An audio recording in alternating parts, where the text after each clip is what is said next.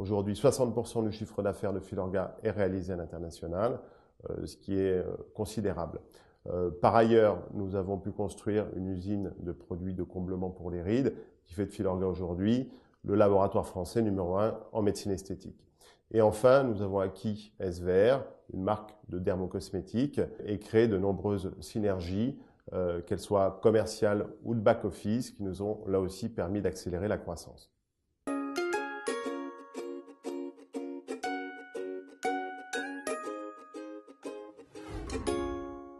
Les chiffres clés concernant Filorga sont les suivants.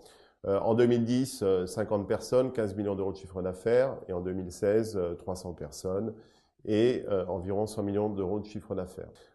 Filorga aujourd'hui, ce sont 8 filiales en France, au Benelux, en Espagne, en Italie, au Maroc, en Tunisie, en Pologne, au Portugal, et aussi 3 hubs que nous avons créés à Miami, à Dubaï et à Hong Kong. Filorga, en 2016, est devenue la deuxième marque de skincare la plus vendue chez Marionnaud.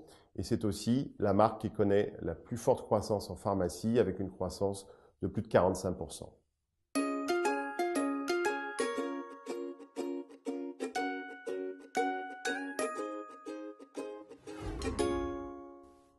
Ce qui caractérise l'accompagnement de HLD, c'est la durée. Et pour un dirigeant, il est extrêmement important d'être accompagné dans la durée, d'avoir un actionnariat qui est stable, composé d'industriels qui comprennent le business.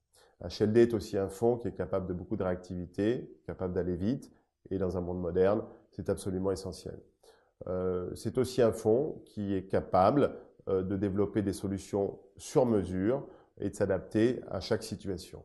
Et enfin, HLD nous permet de développer une ingénierie financière de tout premier plan, ce qui nous différencie des offres concurrentes.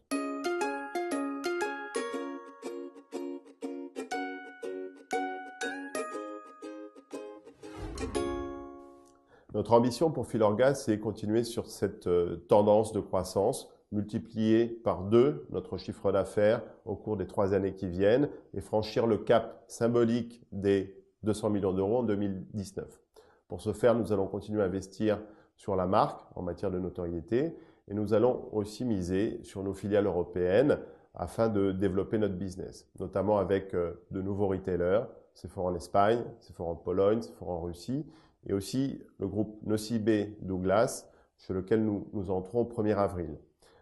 Nous souhaitons aussi développer le marché chinois avec cette nouvelle JV que nous venons de créer et nous pensons que la Chine va constituer dans les années à venir un formidable réservoir de croissance additionnelle.